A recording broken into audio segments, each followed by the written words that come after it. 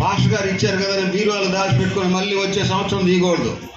అది మీకు ఇచ్చింది ఎందుకంటే రోజు చదువుకోవాలి, ఇద్దరు బైబిల్ చదువుకోవాలి, ఇద్దరు ప్రార్థన చేసుకోవాలి, కలిసి జీవించాలి, కలిసి దేవుని కొరకు జీవించాలి. కనుక ఒకరికొకరు ప్రేమ కలిగి ఉండాలి, లోబడి జీవించాలి. ఒక దినం ప్రార్థనతో ప్రారంభించాలి, ప్రార్థనతో ముగించాలి. దేవుని ఇంటికి వెళ్ళాలి, ప్రతి ఆదివారం దేవుని మందిరానికి వెళ్ళాలి, దేవుని క్రమశిక్షణ నేర్చుకోవాలి, దేవుని చిత్తానుసారంగా జీవించాలి. అందుకే ఇక్కడ కూర్చున్న వారందరి కొరకు ఒక్క మాట చెబుతున్నాడు దేవుడు. వీళ్ళిద్దరి యొక్క వివాహం ఇప్పుడు జరిగిపోతుంది. వారు ఒక్క జంట, ఒక కుటుంబంగా మార్చబడతారు. వారి కుటుంబంలో దేవుడు ఉంటాడు. ముఖ్యమైన మూడవ వ్యక్తి వాళ్ళ ఇద్దరి మధ్యలో యేసు ప్రభు ఉండాలి. ఇంకెవరన్నా ఉన్నారనుకోండి, లోకులు, చెప్పండి మీరు, లోకులు, కాకులు మాట అన్నామంటే ఏమైపోతాం? కుటుంబాలు విచ్ఛిన్నం అయిపోతాయి. కనుక ఎవ్వరు మాట వినకుండా వాళ్ళు దేవుని మాట వినాలి. వారిద్దరి మధ్యలో యేసుక్రీస్తు ప్రభువును ఉంచుకోవాలి. అలా ప్రభు ఉంచుకోవాలంటే ప్రార్థన చేసుకోవాలి, బైబిల్ చదువుకోవాలి, దేవుని మందిరానికి వెళ్ళాలి, దేవుని చిత్తానుసారంగా జీవించాలి. అయితే ఇక్కడ యేసుక్రీస్తు ప్రభు పరమ వరుడుగా ఈ లోకానికి వచ్చాడు. నిన్ను సృష్టించిన వాడు నీకు భర్త అయ్యున్నాడు. ఆ దేవుడు పుట్టిన ప్రతి మానవుడు జన్మతో పాపి, జన్మించిన తర్వాత చేసే పనులను బట్టి కర్మ పాపి. జన్మ కర్మ పాపములు మానవుణ్ణి నిజదేవుని దగ్గర నుంచి దూరంగా తీసుకెళ్తా ఉన్నాయి. పరిశుద్ధ గ్రంథమైన బైబిల్ చెబుతా ఉంది, పాపం వల్ల వచ్చు జీతము మరణము, నిత్య నరకము. ఆ భయంకరమైన స్థితి నుంచి తప్పించడానికి దేవుడే యేసుక్రీస్తు ప్రభువుగా ఈ లోకానికి వచ్చాడు. ఎవరైతే ఆ ప్రభునందు విశ్వాసం ఉంచుతారో వారిని తన సొంత కుమారుడు, కుమార్తెగా ఆయన మారుస్తాడు.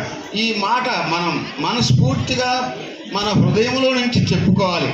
యేసు ప్రభువా, నేను పాపిని, నా పాపములు క్షమించు, నీ రక్తముతో నన్ను కడిగి పవిత్రపరచని ఒక చిన్న ప్రార్థన చేస్తే చాలు. ఆ ప్రభు మనల్ని క్షమిస్తాడు, శుద్ధి చేస్తాడు, పవిత్రమైన జీవితం ఇస్తాడు. ఒకనాడు పరలోకములో దేవునితో ఉండే గొప్ప భాగ్యం ఇస్తాడు. అట్టి కృప మనందరికి అనుగ్రహించునుగాక. ఈ సందర్భంగా ఈ నూతన జతపరచబడనయున్న వధూవరులకు దేవుడిచ్చిన వాగ్దానములను జ్ఞాపకం చేసుకుంటూ దేవుని వాక్యానుసారంగా జీవించి ఆదర్శవంతమైన, దేవునికి మహిమకరమైన, సంఘమునకు క్షేమకరమైన కుటుంబముగా ఈ కుటుంబం ఉన్నట్లు ప్రభు సహాయం చేయనుగాక. దేవునికి స్తోత్రములు. చక్కటి వాక్య హెచ్చరికలు అందించినటువంటి పాస్టర్ ఎఫ్రాయిం గారికి నిండు వందనాలు తెలియజేస్తుంటున్నాను. మంచి మాటలు మీకు ఇచ్చినాడు.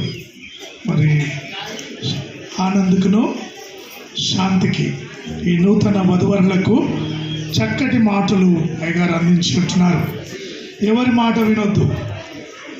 మీరు వివాహం అయిన తర్వాత మీరిద్దరూ కలిసి ఉండాలి. ప్రార్థన మొట్టమొదటిది, ప్రతిరోజు ఉదయం సాయంకాలం ప్రార్థన చేయాలి. మీకు ఇవ్వబడిన వాక్యము రోజొక్క పేజ్ చదవండి చాలు. ఒక సంవత్సరంలో మీరు బైబిల్ ముగించేస్తారు. ఓకే, రోజొక్క పేజీ జ్ఞాపకం పెట్టుకోండి. తర్వాత